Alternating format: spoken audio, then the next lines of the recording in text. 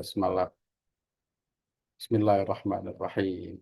Ya, kita lihat dulu ke kelas kita.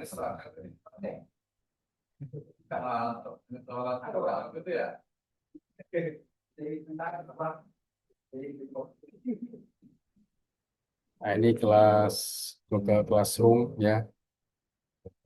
Di dalamnya sudah ada materi yang terkait dengan materi yang kita bahas. Jadi jangan lupa klik kehadiran. Ini di setting untuk jam 13.30. Kemudian kemarin itu ada tugas ya untuk memahami materi yang disertakan pada topik ke-12 ya. Di topik 12 ini ada hal-hal yang terkait dengan implementasi pembelajaran seperti deep learning, kemudian implementasi di madrasah dengan kurikulum cinta, dan kemudian ada beberapa panduan yang disertakan. Saya berharap teman-teman itu sudah mempelajari itu ya. Dan kemudian kemarin juga kita sudah melaksanakan UTS ya, UTS, dan ini untuk kelas 3B1 sudah ada sekitar banyak yang mengumpulkan.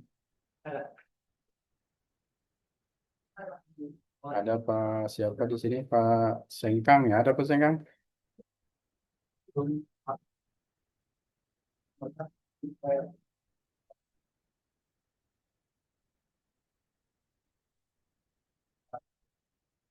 Ya, di sini ada Pak Kamaludin, ada Pak Abdul Sengkang, ada Pak Abdul. Ada. Hadir. Suaranya nggak kedengar ini. Pak Kamaludin, ada Pak Kamaludin? Ya, Pak Dokter. Alhamdulillah ada hadir ya. Pak Kusma Gumarang, ada Pak Kusma? Hadir Pak Dokter. Siti Koniatun Nikmah. Hadir Pak Dokter. Alhamdulillah ya, kita sudah berkumpul, ada 6 orang, termasuk saya. Dan Pak Kamaludin sudah ngirim tugas terkait dengan tes kemarin? Sudah, Pak Dokter. Sudah ya. Bisa dipresentasikan nggak Pak hari ini Pak? Bentuknya Word ya, nggak PowerPoint. Ya, boleh Word, boleh PowerPoint. Tapi itu atau dari punten saya di apa ini? Tapi kalau melalui Pak Dokter bisa biar saya presentasi punten Pak. Bisa nanti saya cek dulu ya.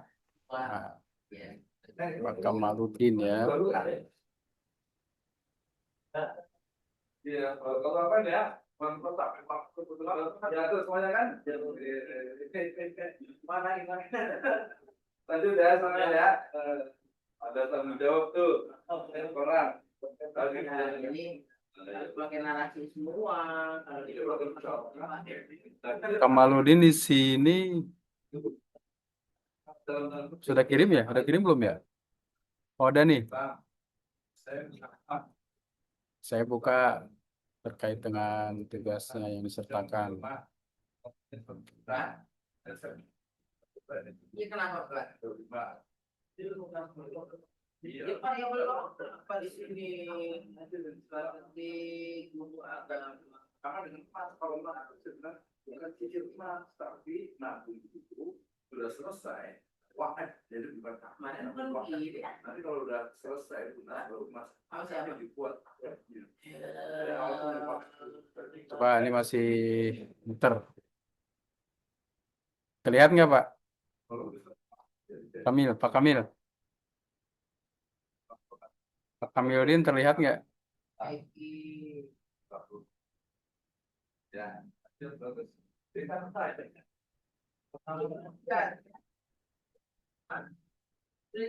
Ada Pak Kamiludin?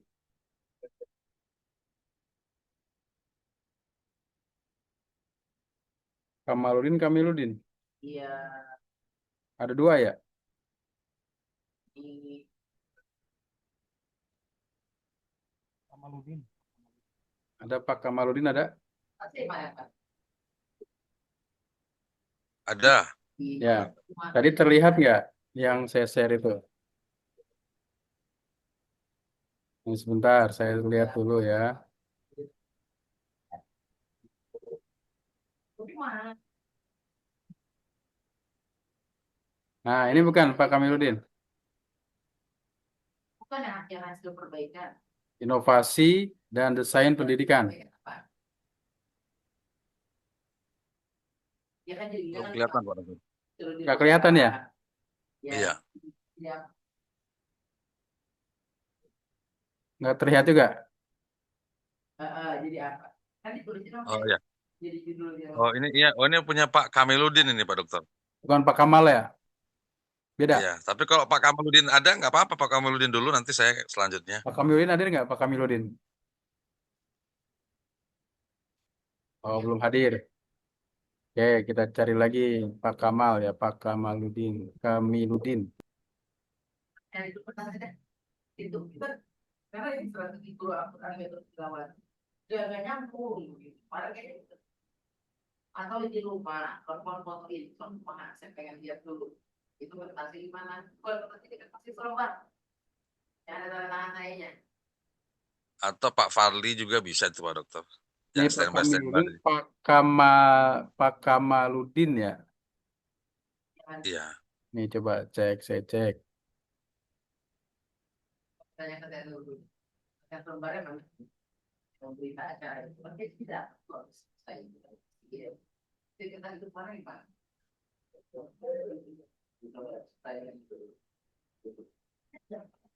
Baik judulnya hasil itu yang mana gitu. Saya dulu tengok bawa hilang tadi. Kamu Dulu ya, lihat dulu. Supaya ada tuh yang kasih begitu ternyata. Nah, harus kita. Oh, Kamiludin lagi ya? Yang tadi.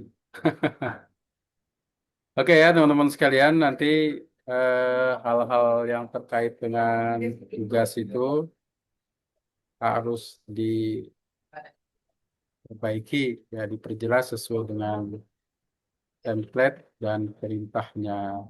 Berita acara. Sekarang saya coba kita berdiskusi ya terkait dengan kurikulum yang saudara panduannya dikirim kemarin ya tentang naskah akademik dari Deep Learning. Tapi yang kita lakukan adalah kita mencoba mencari di mana peluang terkait dengan inovasi dan desain pembelajaran dalam pembelajaran dengan model Deep Learning. Ada naskah akademik yang harus kita pahami. Siswa dapat memaknai hal yang lain. Ada tapi belum dengar. Nah, Belum kali itu ada. ya. Jadi sekarang kita coba pahami ini ya, pahami tentang naskah akademik terkait dengan deep learning ya, terkait dengan pembelajaran mendalam. Nah, mungkin di sini teman-teman ada yang sudah paham tentang deep learning, pembelajaran mendalam itu apa? Ini siapa kira-kira yang memulai? Halo, ya. Ada Kang siapa nih? Oleh Pak Dokter. Ya, silakan Pak Kusma. Pak Kusma Ya, Semarang. ini sedikit yang ditahu aja ya Pak Dokter ya. Ya, nggak apa-apa, kita diskusi terkait dengan apa yang maksud dengan deep learning. Ya, deep learning ini adalah model pembelajaran ya, di mana di dalamnya itu ada konsep BBM, berkesadaran, bermakna, dan menggembirakan. Ya, Ya, di mana pembelajarannya harus benar-benar jangan surface learning ya di atas permukaan, lebih mendalam kepada kebermaknaan pembelajaran itu sendiri. Kemudian dari sintaknya itu sendiri adalah sampai kepada memahami menganalisa dan merefleksi kegiatan-kegiatan pembelajarannya harus benar-benar terkonsep dengan baik, bahwa refleksi terakhir itu di mana siswa harus bisa memaknai proses pembelajaran yang diajarkan atau yang dipelajari saat itu. Ya, Kemudian berkesadaran bahwa mereka harus memiliki kesadaran penuh terhadap pembelajaran yang akan dipelajari oleh anak atau oleh murid dia saat itu, di mana bahwa pembelajaran satu dengan yang lainnya memiliki konsep yang sama tujuannya, dan juga berkesadaran bermakna ya tadi ya Pak Dokter ya, ya memiliki betul. makna khusus dan mengembirakan ya. Mengembirakan di sini berarti joyful ya, di mana pembelajaran ini jangan sampai anak terbebani sehingga mining atau gaya berpikir anak menjadinya salah nanti konsep penalaran dan penerapannya. Ya, Seperti itu Pak Dokter. ya ini eh, pemahaman yang mungkin menarik ya terkait dengan model penerapan dari deep learning. Nah, kalau kita melihat tadi ada kesadaran, ada pemaknaan, dan mengembirakan, ada nggak kira-kira peluang inovasi dan desain pembelajaran dalam mengawal implementasi tentang deep learning itu? Ya, kira-kira mungkin ada yang mau berdiskusi tentang ini ya. Jadi terima kasih Pak Kusma Gumarang. Ya, karena ada Pak Siti Dokter. Siti Qaniatun Ni'mah, ada Ibu Siti. Siti Qaniatun Ni'mah ada? Hadir Pak Dokter. Alhamdulillah. Nah, kira-kira ada peluang di mana tuh terkait dengan inovasi, desain pembelajaran dalam mengimplementasikan deep learning? Di mana kira-kira peluangnya?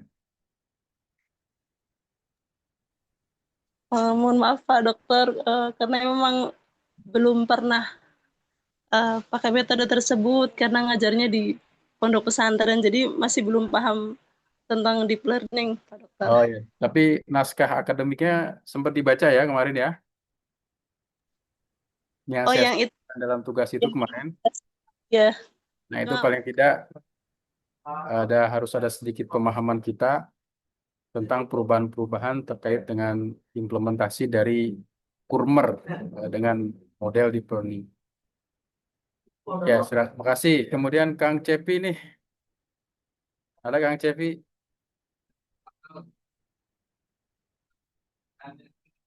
Kang Cepi hadir?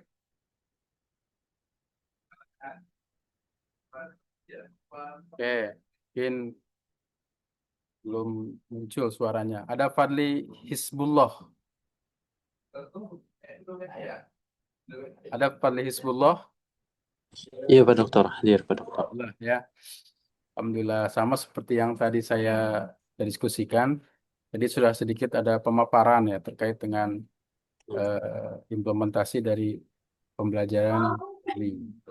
Nah, kira-kira peluang inovasi dan desain pembelajaran dalam mengimplementasikan deep learning itu kira-kira gimana Kak Pak Fadli ini? Eh, dari apa yang saya pahami, Nah, khususnya mungkin di madrasah atau di pesantrennya, Pak Dokter. Eh, jauh sebelum deep learning itu diterapkan sama pemerintah, guru-guru di madrasah, khususnya di pesantren itu sudah menerapkan eh, kurikulum deep learning itu. Kenapa demikian? Karena eh, guru-guru di madrasah atau di pesantren itu bukan hanya mengajar di dalam ruangan saja, tetapi juga di luar ruangan. Mulai dari melihat keseharian santrinya di asrama atau di kamarnya, kemudian di masjid, melihat sholatnya, ngajinya, sampai eh, bisa dibilang dari bangun tidur sampai mau tidur lagi itu, para guru itu selalu mengawasi dan eh, apa ya, ini menjadi satu kegiatan rutin di pesantren. Contohnya seperti pembiasaan sholat duha atau pembiasaan sholat lail, seperti itu yang diterapkan di pesantren. Nah, eh, kemudian apa ya tadi ya, inovasi ya yang bisa diterapkan. Ya, Eh, Menurut saya inovasi yang bisa diterapkan.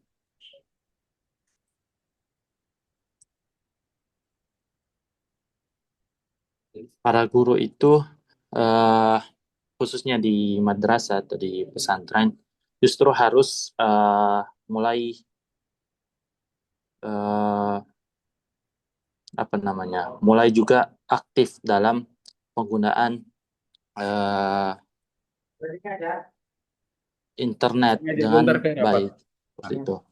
Eh, Biasanya pesantren-pesantren itu masih mempertahankan eh, apa ya, adat-adat atau mungkin kebiasaan-kebiasaan kiai atau ulamanya terlebih dahulu. Sedangkan zaman sekarang kan sudah mulai berkemajuan ya. Santri juga itu berpikir, kenapa pelajaran kita masih menggunakan kitab kuning? Kenapa tidak menggunakan proyektor, tidak menggunakan komputer?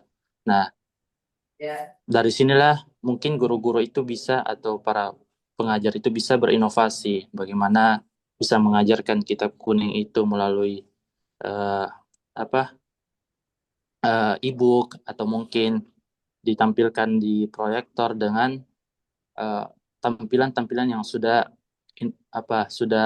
lebih menarik lah. Jadi bukan lagi teks saja, tetapi mungkin diselingi dengan beberapa gambar atau mungkin animasi yang membuat para santri itu lebih dapat feel-nya untuk belajar seperti itu, Pak Dokter.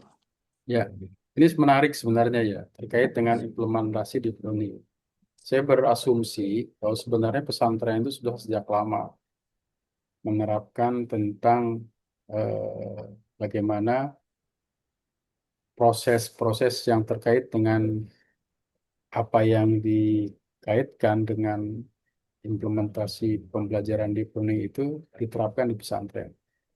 Nah, cuma yang menjadi permasalahan kemudian adalah bahwa memang pesantren itu dikenal sebagai sebuah institusi yang mempertahankan eh, sifat ketradisionalannya dari satu sisi, tapi juga mengkombinasikan dengan konsep-konsep kemodernan. Nah, artinya sisi-sisi tradisional itu tetap dipertahankan, namun inovasinya juga harusnya maju, ya, tidak kalah dengan yang lain. Kenapa? Karena memang implementasi pembelajaran mendalam ini hakikatnya sebenarnya sudah diterapkan di pesantren. Kenapa? Ya karena memang di pesantren itu kan, sebagaimana disampaikan tadi, ada pengawasan. 24 jam siswa diawasi, ya. Beda dengan konteks-konteks sekolah, di mana ada waktu, di mana siswa itu datang, pulang, dan tanggung jawab pun berbagi. Tanggung jawab guru adalah ketika siswa itu datang sampai dia pulang. Selebihnya adalah tanggung jawab orang tua. Ketika di jalan, ketika di mana, itu adalah tanggung jawab orang tua. Nah, tapi yang terkait dengan implementasinya, pembelajarannya, nah itu memang harus kita kaji. Mencari sebuah pemahaman ya, yang penting sehingga terjadi sesuatu yang mempertahankan sisi-sisi tradisionalnya di satu sisi, tapi juga mengembangkan eh, kemodernannya di sisi lain. Dan inovasi itu tidak harus identik dengan komputer, tidak harus identik dengan sesuatu yang baru. Inovasi itu sebenarnya memperbaiki sesuatu yang sudah ada menjadi lebih baik, dan itu dilakukan secara terus-menerus. Nah, ketika dilakukan secara terus-menerus itu, ya sebenarnya tidak ada akhirnya, karena terkait dengan pendidikan itu adalah sebuah sistem yang terus-menerus. Selama manusia ini ada, maka manusia itu perlu pendidikan. Selama manusia ini ada, maka manusia itu sakit ya. Jadi rumah sakit itu pasti menerima orang sakit. Dan selama manusia ini ada, rumah sakit dan pendidikan itu pasti berjalan. Nah, karena itu inovasi-inovasi yang terkait dengan proses pembelajaran itu memang harus dilakukan. Ya, mungkin saya minta pendapat selanjutnya nih dari Bu Eti. Ada Bu Eti Mariati? Ada Pak, hadir Pak. Nah, mungkin Ibu sudah membaca tuh naskah akademik terkait dengan implementasi deep learning, di mana tadi ada disampaikan oleh Pak Kumarang ya, ada proses kesadaran, ada proses bermakna, ada proses menggembirakan. Nah, yang ingin kita diskusikan adalah di mana peluang inovasi itu dalam pendidikan yang ada dikembangkan saat ini. Silahkan Bu Eti, mungkin ada komentarnya. Eh, Inovasinya itu kalau dilihat dulu dari jenjang mungkin ya Pak ya. Ya, Misalnya jenjang PAUD, mungkin saya suka berinteraksi juga dengan pendidikan anak usia dini.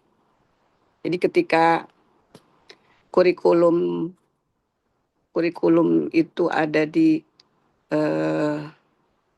ranah pendidikan anak usia dini, ini pastinya metode yang sangat menyenangkan bagi mereka, di mana mereka bermain tapi belajar sambil bermain.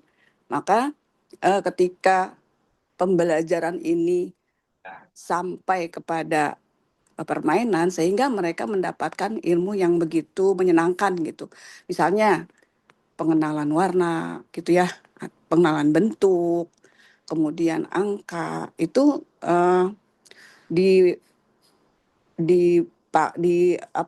dipraktekkannya itu dengan cara bernyanyi, dengan cara bermain begitu, dengan gerakan-gerakan musik, dengan lagu-lagu yang membuat mereka itu cepat bisa menangkap kata-kata yang kata-kata yang bisa mereka ucapkan, kemudian bentuk-bentuk yang mereka bisa sebutkan seperti itu. Misalkan nih, kalau dalam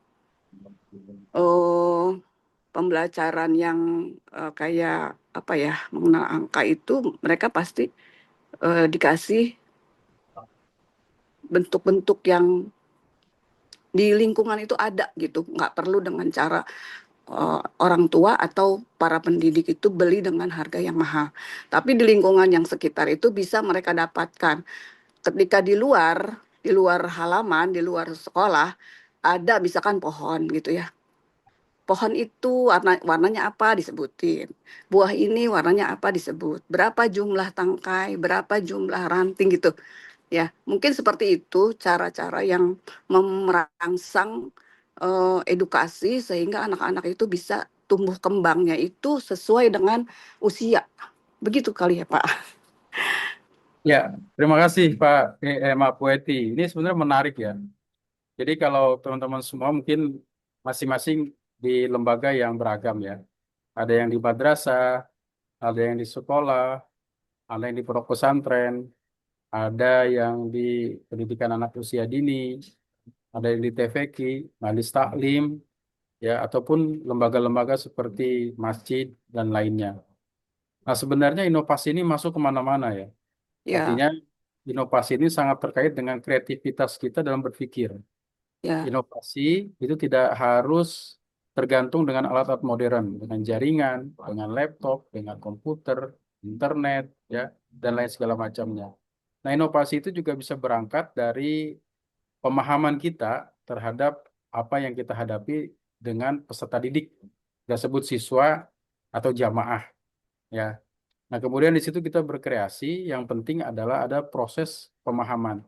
Maka kemudian inovasi ini bisa melahirkan metode, bisa melahirkan model, bisa melahirkan sebutan-sebutan lain ya, misalkan metode A, metode B, metode C dalam proses pembelajaran.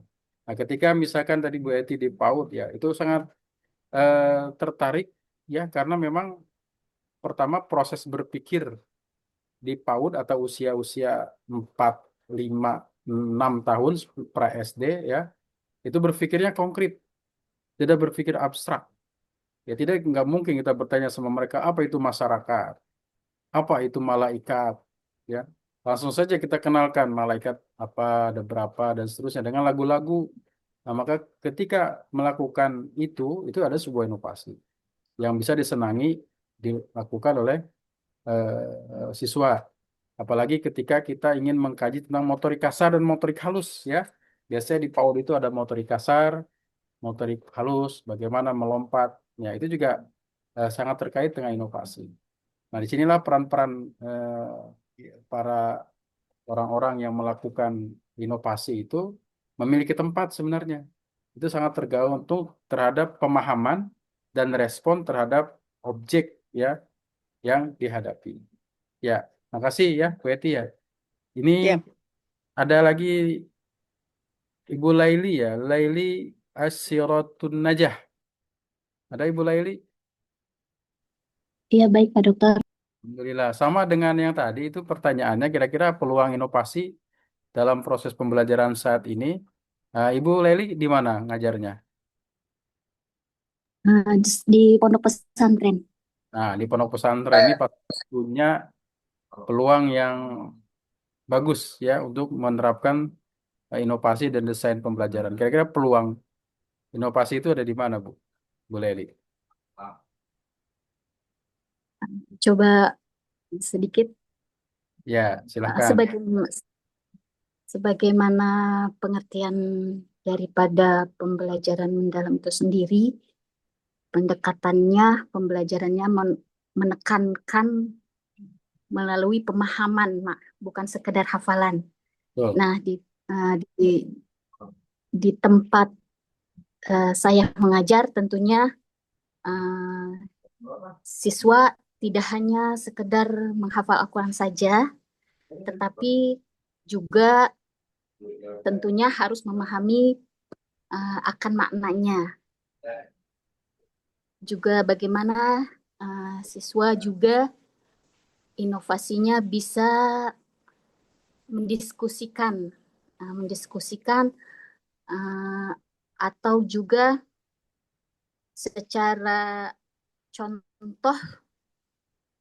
contoh peluang inovasinya bisa berupa tematik, misalnya dalam keseharian berupa akhlak, atau juga mengaitkan ayat-ayat Al-Quran mengenai kejujuran, atau juga misalnya studi kasus yang sekarang misalnya sedang ramai-ramainya kasus mengenai pembulian seperti itu. Dengan contoh peluang inovasi, kita carikan solusi bagaimana para santri bisa menganalisa gitu kasus-kasus daripada perundungan yang ada di pesantren khususnya, atau juga inovasinya bisa melalui digital seperti diskusi yang seperti kita sedang belajar melalui Google Classroom, atau misalnya kalau ada di pelatihan gitu, pelatihan melalui pelatihan seperti itu. Mungkin seperti itu Pak Dasan.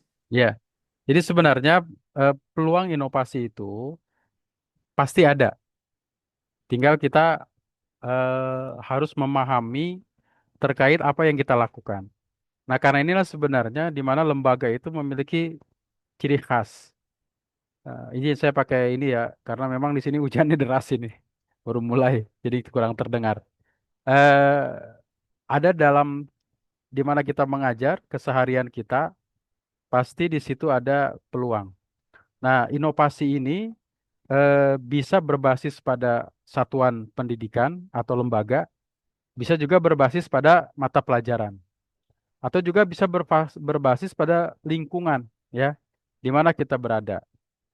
Nah, karena itu implementasinya dalam setiap kurikulum, pada dasarnya inovasi itu sangat diperlukan.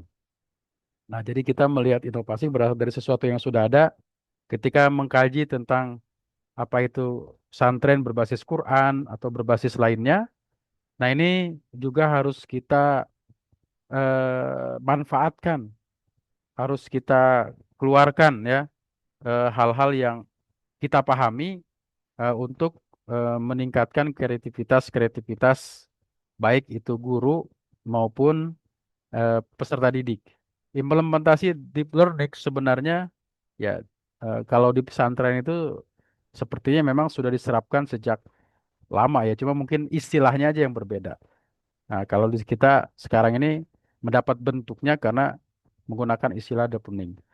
Teman-teman sekalian, selanjutnya saya coba ya, saya coba berdiskusi terkait dengan materi yang kemarin itu kita teman-teman pelajari ya terkait dengan naskah akademik untuk implementasi deep learning. Nah, ini ada naskah akademik ya terkait dengan implementasi pembelajaran mendalam menuju pendidikan yang bermutu. Nah, di dalam eh, naskah akademik ini kita harus memahami prinsip-prinsip pembelajarannya. Jadi kurikulum pembelajaran mendalam ini bukan kurikulum pembelajaran mendalam, tapi implementasi pembelajaran mendalam, walaupun kurikulumnya masih menggunakan kurikulum merdeka, intinya adalah adanya kesadaran, kemudian bermakna dan menggembirakan. Tapi tadi sudah disampaikan oleh rekan kita ya. Nah, ini yang menurut saya sebenarnya peluang bagi kita ini terkait dengan kesadaran ini sangat penting ya. Bahwa pendidikan itu untuk sadar, kesadaran. Kenapa itu penting? Ya karena banyak yang nggak sadar. Kenapa orang itu tidak sadar? Itu bisa beragam aspek ya kita lihatnya.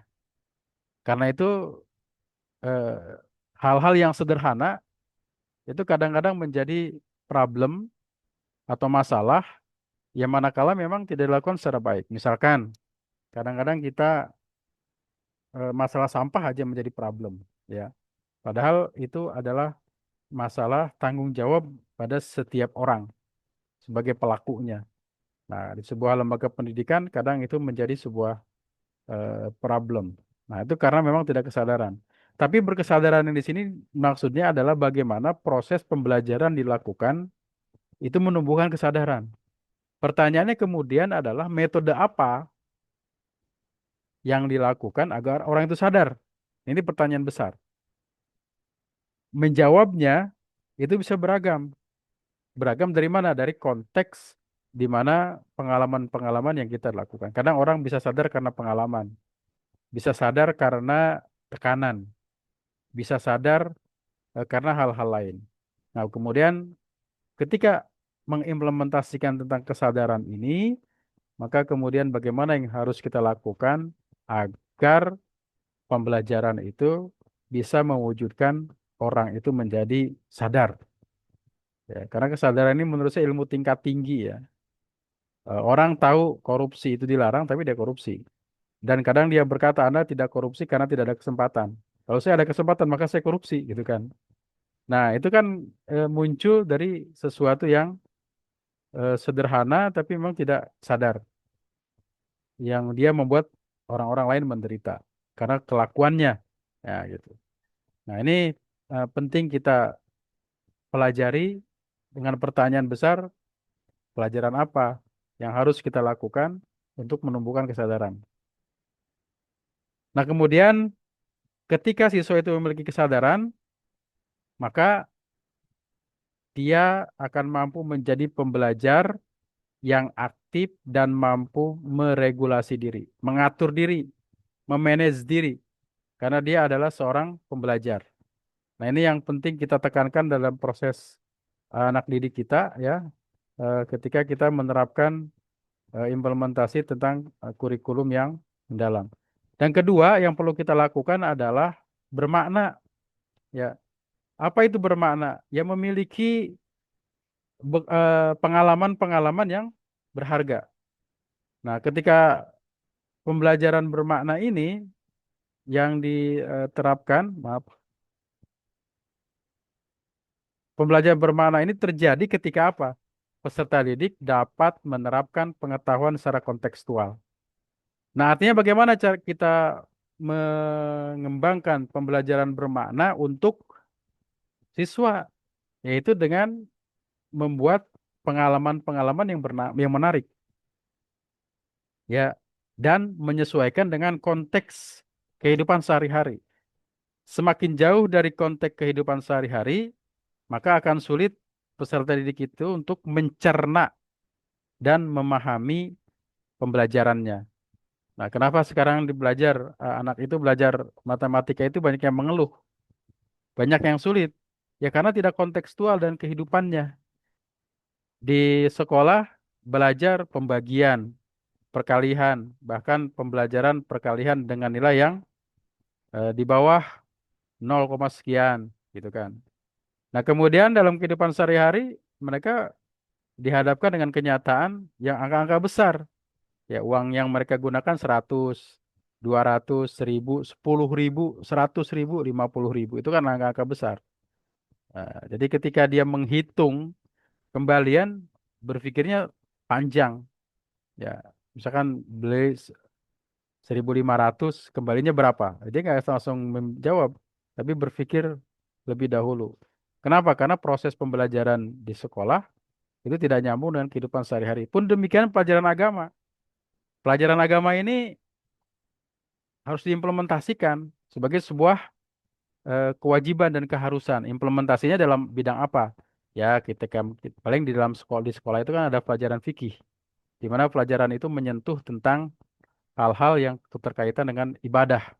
Ya, baik ibadah mahdoh yang ditentukan oleh Allah Subhanahu wa taala, puasa, zakat, haji dan seterusnya, atau maaf, atau goir mahdoh, atau mengerahkan segala kemampuan kita untuk meningkatkan ketakwaan kepada Allah Subhanahu wa taala. Termasuk juga implementasi ibadah atau pembelajaran itu misalnya membuang duri itu kan ibadah, tersenyum itu ibadah. Nah, bagaimana itu bermakna? Nah, itu kita harus implementasikan dalam kehidupan sehari-hari, terutama menjaga tata laku, akhlak dan segala macamnya. Nah, kemudian bagaimana peluang inovasi untuk proses pembelajaran yang bermakna? Ya, maka kita memiliki peluang untuk memberikan sebuah pembelajaran dengan inovasi model pembelajaran mendalam untuk kebermaknaan. Tidak hanya teoritis, tapi juga bisa praktis. Ya, bisa praktis yang mungkin dipahami secara baik oleh peserta didik. Nah, kemudian yang ketiga, menyenangkan. Nah, pembelajaran sekarang itu menyenangkan atau menggembirakan. Nah, ini juga bisa kita terapkan baik di pondok pesantren, di sekolah maupun di madrasah. Ya, kalau di pondok pesantren itu kan mereka bertemu dengan orang tua cukup lama waktunya ya, ada waktu-waktu tertentu. Tapi kalau di sekolah dan di madrasah itu bisa tiap hari. Nah, bagaimana kemudian itu menjadi peluang? Tantangan itu dijadikan peluang misalkan untuk menerapkan sifat sikap kemandirian bagi peserta didik. Nah, boleh diukur itu mana yang lebih mandiri. Apakah siswa di pondok pesantren, apakah siswa yang berada di sekolah atau madrasah. Nah, dilihat dari pola asuh ya. Kalau di pola asuh artinya proses pendidikan. Kalau di pesantren biasanya mereka di bawah asuhan para ustadz, para asatiz. Tapi kalau di sekolah itu ada jam-jam tertentu, jam sekolah di mana dia berhadapan dengan guru, atau jam-jam tertentu dia berada di rumah. Jadi berbagi tanggung jawab.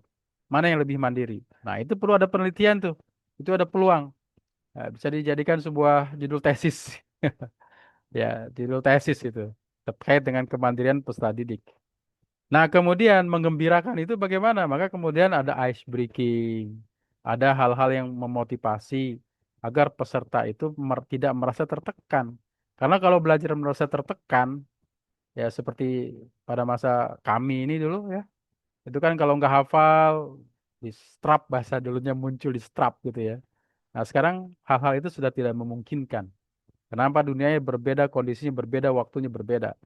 Sekarang bagaimanapun seorang pendidik dituntut untuk bagaimana melakukan proses pembelajaran yang menggembirakan. Dan ini sebenarnya peluang-peluang dari inovasi cukup besar ya. Tapi ini sangat sekali lagi tergantung dari kreativitas, kemampuan kita untuk memahami teks itu. Nah, kemudian dalam konteks kurikulum mendalam ini mengutip juga apa yang disampaikan oleh Ki Hajar Dewantara tentang 4 hal yang harus tersentuh dalam pembelajaran ini. Di samping tadi menggunakan apa namanya disebut dengan prinsip pembelajaran bersadaran, bermakna dan menggembirakan, juga harus menyentuh rasa atau pikir. Yang pertama adalah pikir, intelektual, kognitif, itu juga harus diolah. Kemudian ada olah hati, rasa, perasaan, merasa, gitu kan. Ketika ada orang terkena musibah, maka memiliki rasa, ya, senasib, memiliki rasa untuk membantu. Nah, itu penting rasa itu atau hati kita itu. Kemudian yang ketiga olahraga. Ya, olahraga itu penting karena untuk fisik ya. Bertujuan untuk menggembirakan kepekaan.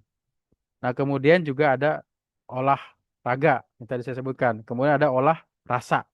Rasa itu sangat terkait dengan seni, etika, estetika, di mana seorang memiliki perspektif yang berbeda dalam melihat sesuatu tergantung estetika yang dia pahami, dan olahraga ini juga sangat penting ya untuk peserta didik. Nah, teman-teman sekalian, sepertinya itu saja pertemuan kita pada hari ini ya. Terima kasih atas kehadirannya. Jangan lupa untuk mengisi kehadiran pada link kelas di Google Classroom yang sudah disediakan. Terima kasih, mohon maaf atas segala kekurangan. Akhirul kalam, Assalamualaikum warahmatullahi wabarakatuh.